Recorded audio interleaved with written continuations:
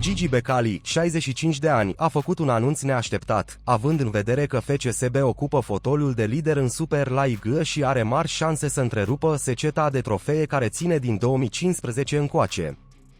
Patronul grupării roș-albastre a declarat că e gata să renunțe la echipă, după ce a fost chemat la comisiile FRF pentru a da explicații pentru afirmațiile făcute în urmă cu câteva săptămâni referitoare la meciul din Cupa României contra celor de la FC Craiova.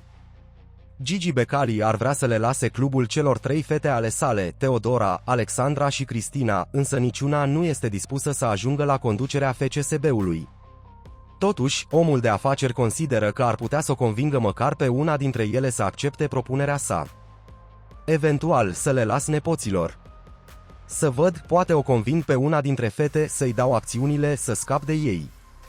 Am ajuns să mă cheme la comisie. Te doare capul, a spus Gigi Becali, potrivit ProSport.